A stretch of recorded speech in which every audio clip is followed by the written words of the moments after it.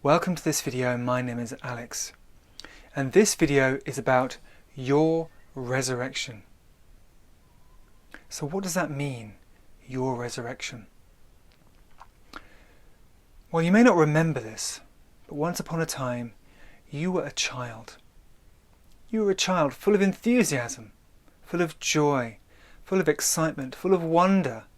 The world was a magical place, full of possibilities, full of wonder and amazement. And you lived in the moment. You were excited. You were curious about everything. Then over time, we became educated. Our minds became sophisticated by our society, which filled us with knowledge, which made us think that we understand everything, that turned us into this cerebral being. We started to inhabit this mental realm where we think we know everything. We acquire knowledge. And so it's the pursuit of knowledge and the acquisition of knowledge which essentially has made our hearts wither. And it's our heart that needs resurrecting. Because we've been feeding this since early childhood, since adolescence. We've been feeding this. And this part of us has started to die or been withering away since childhood. And so our joy has been fading away. Our enthusiasm, our excitement, our childlike innocence and wonder, which is part of us, by the way. It's an integral part of who you are. Your innocence, your joy, your enthusiasm. That is an integral part of who you are. So look at your life, look at yourself and ask yourself, how much is that part of your life? How much is your innocence playing a part in your life? How much do you allow that part of you to be seen, to be expressed? Is it engaged? Are you excited about life? Do you have enthusiasm on a daily basis? Because the real you, who you really are, is intricately tied in to your joy and your enthusiasm and your passion and your excitement. You can't separate yourself from those emotional experiences, from that state of being, because those how can you put it? I don't know if emotions is the right word, but those states of being come from your heart. The passion, the enthusiasm, the excitement, they come from a heart which is not oppressed, a heart which has not been squashed down by ideas of what you should and shouldn't do, what you can and can't do, what life is and what life's going to be in the future. All these ideas come from here. The hypnosis, I call it the hypnosis of our conditioned society. It creates this heavy weight in our heart. And that is what has been slowly suffocating who you truly are. And that's what needs resurrecting. You need resurrecting. Your heart, your innocence, the essence of who you are, the child inside. Who you still are, by the way. You still are that child. Except you've been playing games. You've been wearing masks for decades, thinking you're somebody else, thinking that you're this sophisticated person. You're this knowledgeable person. You're this cool person, or you're this oppressed person, or you're this person with all these troubles and all these woes and all these hardships. Everyone should feel sorry for you. Everyone should admire you. Blah, blah, blah. It's all a theatre. It's all stories.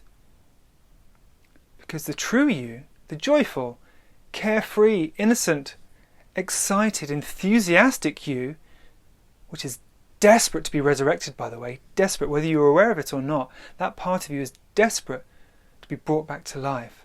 That part of you is dying. And so you can't live, you probably know this, you cannot live in this mask. You cannot live with this mask of being somebody. Whatever your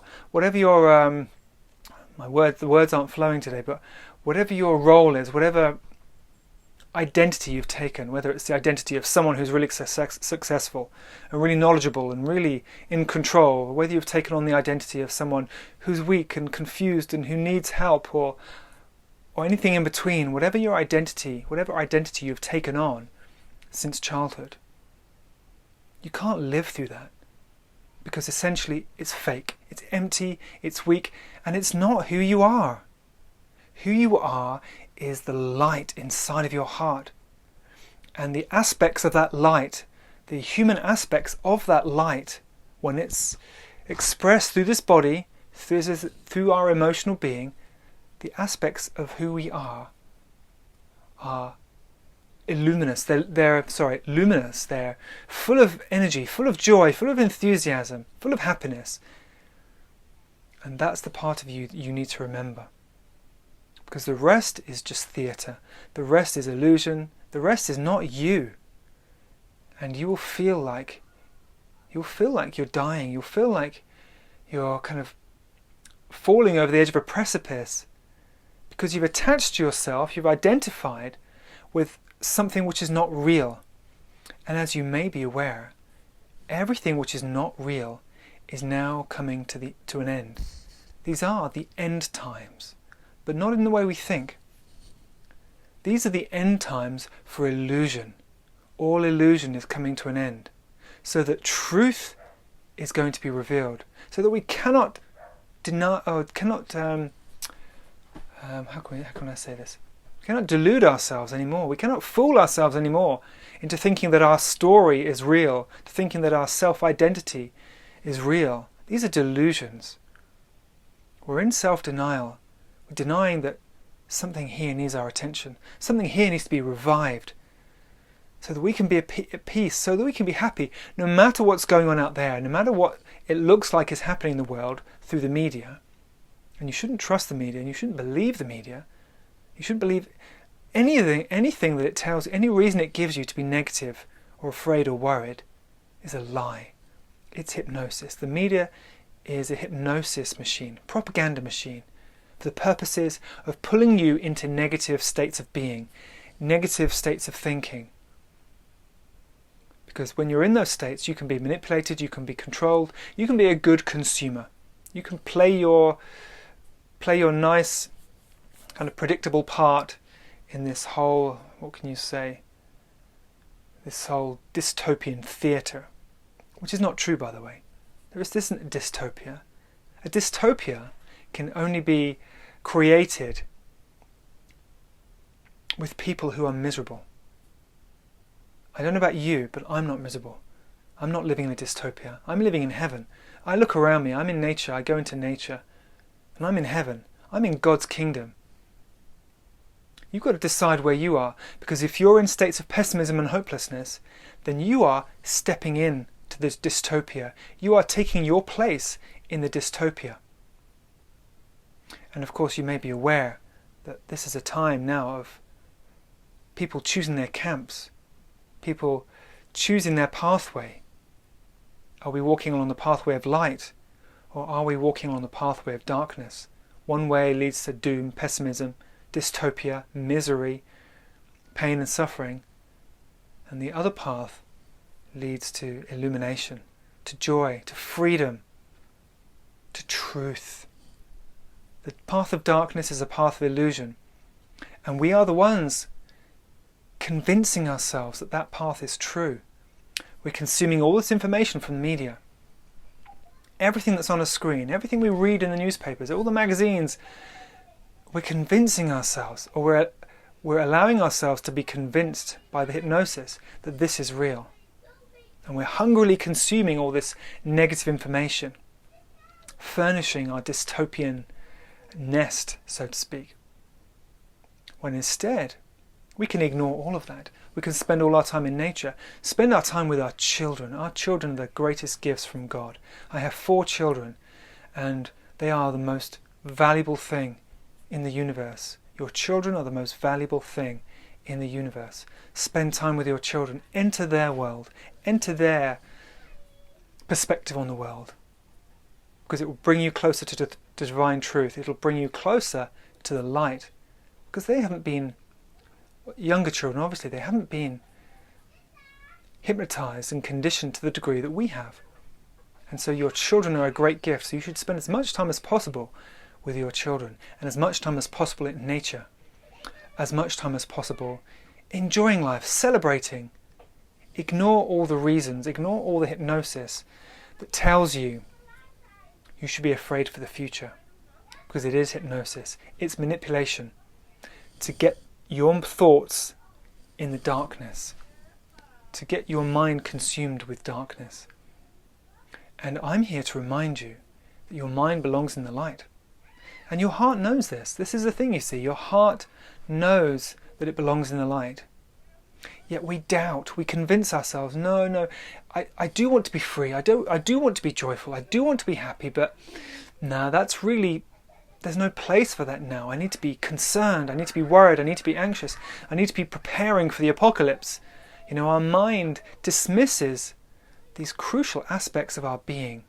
Our mind dismisses them, doubts their validity and their importance, and tells us that there are more important things. That's not true. Your mind is lying to you. Your mind is trying to keep you away from the only thing that can set you free, which is the light in your heart. So I'm here to remind you that that light needs resurrecting. It needs feeding. It needs building up. You know, what you give your attention to grows. So if you give your attention to this world of thoughts, this world of conspiracy theories, many of which have a lot of foundation and substance to them, but if you give your attention to this world of, you know, manipulation and distrust and darkness and suspicion, and then you're going to inhabit that world. And you don't belong there. You belong in the light. You belong in joy. And you don't need to worry. I guess this is a very important thing for most people. They think, well, it's all very well being happy. It's all very well being carefree. But I need to protect myself. I need to protect my family. I need to prepare for these seemingly dark future situations. I need to prepare myself. I need to do something about what's coming. Well, actually, the most important thing you need to do is choose the light in your mind, because it's what happens in here determines your destination. So ultimately, the question you need to ask yourself is, what do you want to be your destination? Because it's either the light or it's the darkness. Either you choose to walk the path of light and everything that entails, which means letting go of fear, means letting go of control, letting go of insecurity, opening your heart up and trusting that you are protected, trusting that you are provided for, trusting that if you stop controlling, then you will be, how can I put this? You will be provided for, you will be guided. Things will work out if you just take your hands off the steering wheel. Your fearful hands which want to grip so tightly and control everything, let go. Stop fearing, stop trying to control everything out of fear, and trust that there is a force guiding you. There is a force which wants you in the light, and it wants to show you the way into the light. And when it comes to the path that leads there, it's essentially a path of happiness. It's a path of joy, a path of innocence. You know, many times in the Bible, and often when we think about Jesus and we see pictures of Jesus, it's always, there's a very close relationship with children. Jesus loved children. And we hear in the Bible about being innocent like a child, that unless we become like these children, we cannot enter the gates of heaven, and things like this. And it's very true. It's our sophisticated adult mind that pulls us into the darkness, that pulls us away from our joy. It pulls us away from our innocence. This sophisticated intellectual mind that we are so proud of. We're so proud of our intellect. We're so proud of our knowledge and all the things, all the information we've acquired, and how much we know. We're so proud of it. But that's mental vanity, and that's our biggest problem, is mental vanity, because it stops us enjoying simplicity. We want complexity. We think complexity is a sign of maturity, but it's not. If you really want to be a mature human being, you need to realize what's really important, what really matters. And what really matters is a free heart, a heart that's free of fear. That's what really matters. And it takes a great deal of maturity to let go of your pride, to let go of your self-consciousness. It's a bit of a paradox, really. We think that maturity means becoming more controlled, more sophisticated. But actually maturity means realizing what's really important and putting our attention in that direction, devoting our attention to what's really important. That's what maturity is. The more mature you become, the more you realize what's important. And this is why the most intelligent thing you can do is to come back to your heart. Look at your heart. See that your heart, the joy, the innocence, see whether it needs your attention. See if it's withering. See the part that your heart is playing in your life. What is in the driving seat in your life? Is it this or is it this? Because it needs to be this. Because it's our heart that trusts. It's our heart that gives us peace. Our heart is like a receptor for divine energy, for divine love, for God. I use the word God. You can use any word you like, but our heart is a receptor for the divine force of love, which wants to nourish us. It wants us to live in joy. It wants us to not fear. It wants us to be in a state of trust. It wants us to be secure. Yet we interfere with this. If we would let go and just be in a state of trust, just listen to our heart, spend more time in here and less time in here, then we would realize that it's a very intelligent thing to do. The consequences of spending more time here are a more illuminated life, a life where we see the divine truth, a life where we see that we are protected, we are guided, we don't need to be afraid. But we can't know this beforehand, we can't know this cerebrally, we can't know this intellectually. We have to step away from that realm and let go of our fears, doubts, insecurities, and be humble and say, well, I'm not in control, I can't do this, I can't control my destiny. I can control where I am, I can control where my attention is. That isn't in your control. And choosing where to put your attention is the highest practice of intelligence. And you can control where you put your attention. Most of us are just, by default, our attention goes back into our thoughts because we've been conditioned by our society, by all our cerebral education processes, to go back to what is known, information, knowledge, understanding. We've been conditioned to live here. But our society has, how can I say, tricked us. Our society has diverted us away from who we are, away from our innocence, away from our passion, away from our love, away from our humility and gentleness. And this is where we need to come back to. Now, of course you may be agreeing with what I'm saying and saying, well, that's great, but how? Because we live in a practical world. We've got to answer the question, how? How do I spend more time in my heart? How do I resurrect my heart? How do I resurrect the passion, the joy, the innocence? How do I strengthen this part of me so that I can remember who I truly am? How can I live from here? And there's no simple answer, except we have to become more disciplined. You know, Jesus' disciples were called disciples because he gave them disciplines.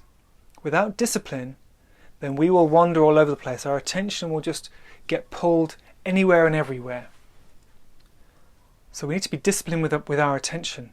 And when we notice that we're wandering off into the realm of thoughts, which is endless, by the way, and very, very subtle, when we notice that we're wandering off into the realm of thoughts, we need to come back, put our hand on our heart, breathe and relax our body and say, okay, I want simplicity, I want peace, I don't want to think. I don't want to be afraid. I don't want to understand or convince myself or delude myself that I can understand what's going on. I can't. I just want to be safe. I just want to be at peace. I just want to feel love. And the reason this is so important is because what you want, your desire, what you truly want, is what guides your life. More than what you think, more than what you believe, it's what you want that steers you through life. Because our desire is essentially our compass, it's our guiding, it's our propellant. Our desire, the most powerful desire we have, is what guides us and steers us in certain directions. Because subconsciously, we want certain things. And subconsciously, the things we want steer us and encourage us to make the choices which will lead us to what we want. And what we want, we are very, very determined creatures, human beings. All of us, whether you realize it or not, we are very determined. And we always get what we want. The only problem is, most of what we want is subconscious. And on the very fundamental level, we all want to feel secure. That's the most fundamental desire that all living creatures have, is the desire for security, which means not to be threatened. Because while we're threatened, we can't really do anything. While we're threatened, we can't really do anything with our full attention. We can't do anything in a state of peace, because there's always this gnawing anxiety that we are threatened. So when we feel threatened, then everything else is really, nothing else can really happen. Nothing else fruitful can occur, because there's this crack in the foundation, which is our insecurity, and we have to address that. We are driven to address that before anything else. So fundamentally, we all need to feel secure. And our heart, once it feels secure, it's like a flower. First thing it does is it needs to put its roots in the ground. And that's security. Our security is our roots. So the flower needs to establish its roots, or the plant, it needs to establish its roots in the ground. Once it's done that, once the roots are established, once there is security, then the petals can open, the flower can grow, and the petals can open, and the flower can express itself. So that's the next thing. Once you have security, once you feel safe, and I mean truly safe in your heart, not safe in here thinking, oh yes, I've got £1 million in the bank. Oh yes, I've got a big house. Yes, I've got, all these fences around me. Yes, I've got an attractive partner. All this superficial security. I'm not talking about that. I'm talking about the security that you feel in here when you feel safe. You feel secure. Deep security, that's the roots of your being. So when you feel that, then that's when you can express your creativity. That's when you can express your joy, your freedom, the beauty of your nature, the beauty of your soul. Because your soul is beautiful. Your heart is beautiful beyond comprehension. And that aspect, that essence of who you are, wants to express itself. Just like a flower wants to open its petals to share its beauty with the world. And your heart is the same. It wants to express itself. It wants to show itself. It wants to give its gift to the world, which is its divine beauty. It wants to do that. But security must come first. And so we only get security from knowing what is real. As long as we're deluded into thinking that our security is here or there, or deluded into thinking that this is who we are and this is what's going to happen in the future and this is how we can survive, as long as we're deluded, we can never be secure. And that's why the media is making an immense effort to confuse us, delude us, to sow illusion in our mind so that we don't really know what's real. We forget, we're so overwhelmed with information and ideas and beliefs. We're like, what is real? Who am I? What is going on? What is going to happen? And so we only get true security from knowing what is real.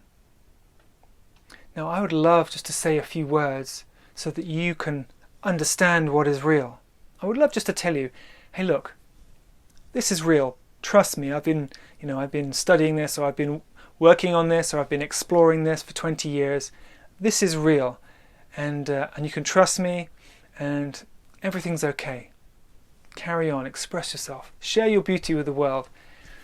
But words are not enough. Words can't bring you the illumination you need. Words can't bring you the security you need.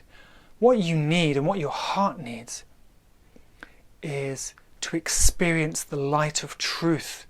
You need to experience the truth. You need to experience what is real. You can't think about it. You can't hear about it and remember it. You can't conceptualize it. You can't intellectualize it. You can't understand it. You need to experience the light of reality. And it's not experienced in here, it's here. We have to allow the light into our heart. And it lifts our heart. It awakens the joy, it awakens the passion. It excites us. That's what really excites our heart. That's what really resurrects our heart and brings our heart back to life, is the light of truth, what you could call the light of God, divine truth. And that's the life-giving water. That's the water that when we allow it, when we consume that water, then just a drop brings us back to life. It's like a wilting flower, the petals are wilting and the leaves are wilting. Just the right amount of water, and that flower comes back alive. And that's what you need. The water you need to resurrect your heart is the water of truth, divine truth, which is not information. I can't give it to you. Nobody can give it to you. Nobody can give you truth. Truth comes when we receive truth, when we truly want it, and it comes back to, what do you really want? Do you just want to feel secure? Do you just want to eat food all day long? Do you just want to be more popular? Do you just want to obtain more money? Do you just want to run and hide in the mountains? Because what you really want will determine what you get. So you have to truly want to receive the truth, the light of truth, which I call God, divine love. You have to really want that more than anything else.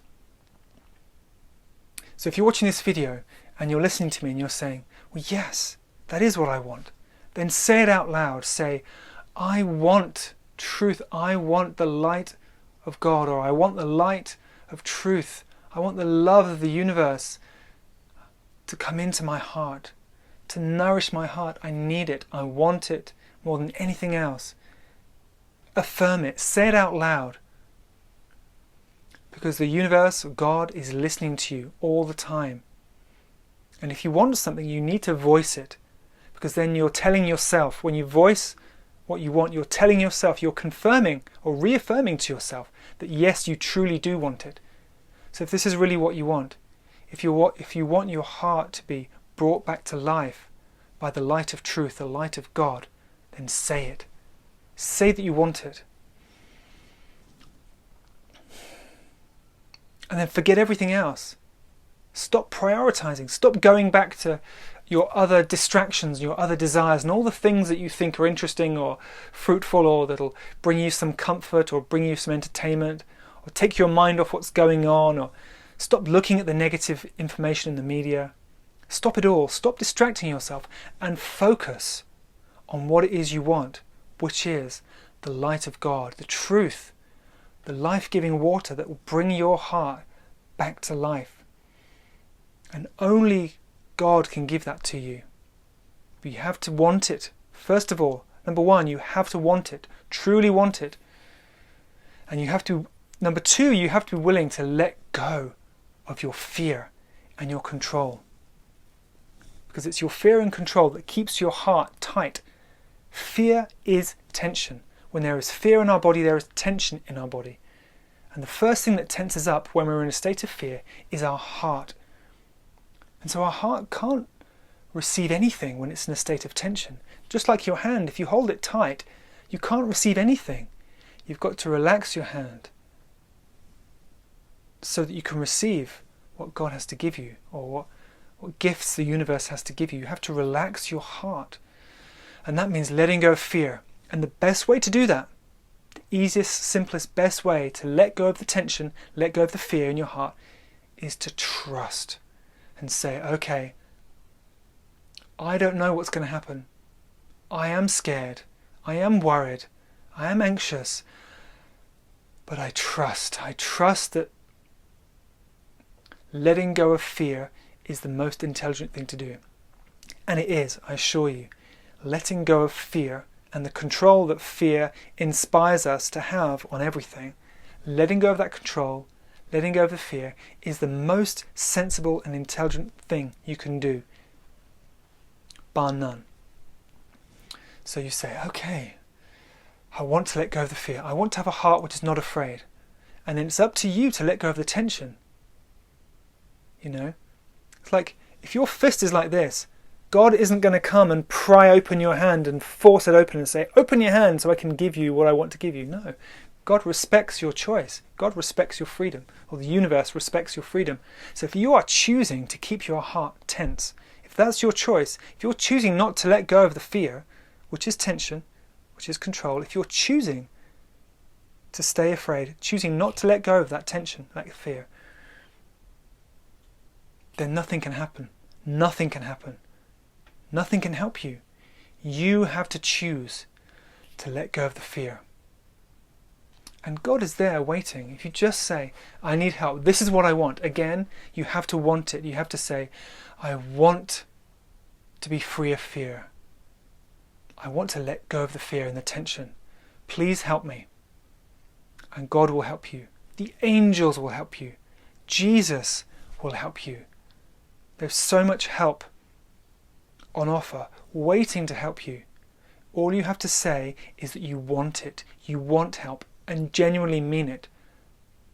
This isn't some feel good, just feel better for a little while and then go back to our comfortable ways of living, our distraction. We have to turn away from all the distraction. If we want to face God and face the truth and receive what it wants to give us, which is beyond our wildest dreams, by the way. What God wants to give us is beyond I can't even begin to tell you. You wouldn't believe it if I told you what God wants to give you. All I can tell you is you will be glad when you turn away from all the darkness, all the distraction, all the hypnosis, all the ideas about what's going to happen. It's a theatre designed to steal your mind. Your mind needs to be focused on the light, and on that force which is the source of light. And your heart, you have to want that light to come into your heart and purify, bring light into your heart and purify your heart from the darkness. You know, the Bible says, blessed are the pure of heart, for they shall see God. And the only thing that purifies your heart is the light of God. The light of the Creator, the light of the universe, the divine light. That is what purifies your heart. And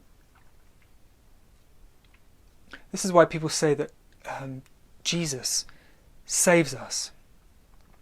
Because we can only be truly free. We can only be truly free and safe from the darkness when we get the last tendrils of darkness out of our heart. Because the roots of darkness, the roots of fear have gone deep, deep, deep into our heart, into the very deepest chambers of our heart, our deepest insecurities. Fear of abandonment, fear of punishment, fear of being ostracized, fear of being unloved. Those deepest tendrils have got to the very deepest chambers of our heart, and we need to unpick them. We need to dissolve them. And it's the light of God which shines deep into our heart and illuminates or dissolves those tendrils, those roots of fear. And that's why, people try and understand what Jesus is. Jesus obviously is not in a body. Jesus is not walking around on the planet with a robe and a beard. The role of Jesus is essentially, it's like, if you can imagine God is a surgeon and he wants to heal us. He's a surgeon. He wants to save our life. And the surgeon needs a tool. And so a surgeon who's trying to save you from a brain tumour, he'll use his tools, he'll use his scalpel, he uses other things. God's tool is the light of Christ.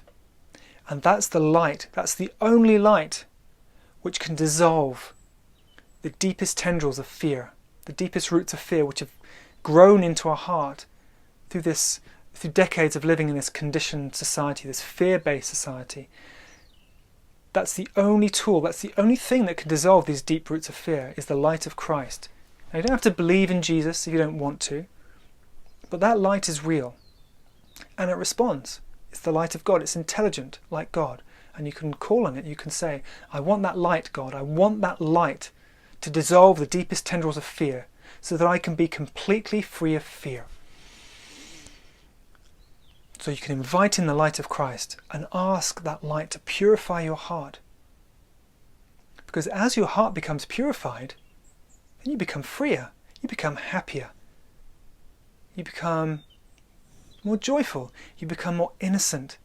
Because it's the love in your heart which helps you to be innocent. It's the love in your heart which helps you to be vulnerable. Because you're getting what you need. And what you need is on offer. The love of God is on offer. The healing light of God is on offer. But we have to be vulnerable. We have to stop our arrogance, or stop our pride, stop thinking that we can do it ourselves, and stop refusing to take the help which is on offer. Judging the various forms in which this light comes. Trust me, you need the light of God, and you need the light of Christ if you want your heart to be fully purified. I've been through this process.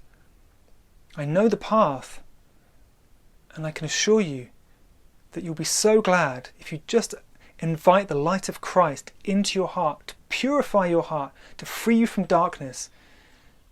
Then life becomes just a wonderful miracle. Beyond belief.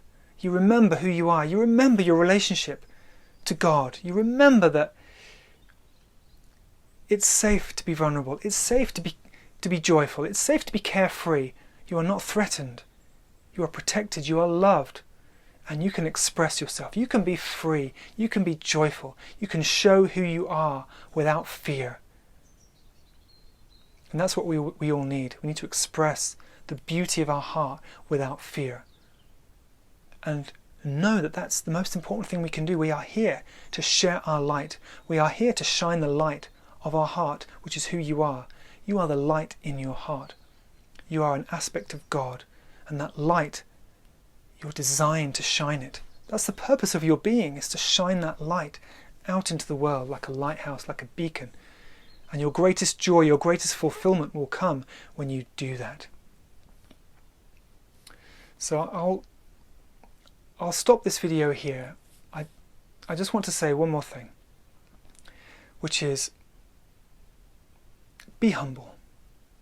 You may not believe certain things, you may not agree with certain things I've said, but be scientific. Be willing to say, okay, well, I may not believe in this, I may not believe God is real, I may not believe that Christ can do this to my heart, but I'm willing to find out. Be willing to find out. Because it's that willingness to find out, it's that willingness to communicate with these unseen forces of love and healing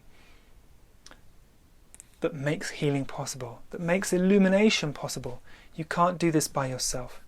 You need God's help. So, there is so many reasons to be joyous, so many reasons to be happy. Of course, the media is giving you a million reasons to be afraid and anxious. But please, turn it off, switch it off. Choose where to put your attention. And the most fruitful place to put your attention is on the source of your life, source of your heart, source of your love, the source of everything that is good and healing and beautiful. No, you don't have to give that a name, but it's real. So I wholeheartedly recommend you turn your attention in that direction. Consume your mind with thoughts of higher love, higher intelligence, of healing, of restoration, and really remember what it is you truly want more than anything else. Because that original desire, that fundamental desire to be free, to express yourself, to be innocent, to be safe, they come from the very core of who you are. So you have to unearth those desires and remember that those are the most fundamental desires. All the other desires have been added to us by the world, by our conditioned world. But you need to get back to those fundamental desires, the desire to be safe, the desire to be free, the desire to express your love, to express your creativity. So I've said enough. Thank you for listening to this video. I wish you well, and God bless you.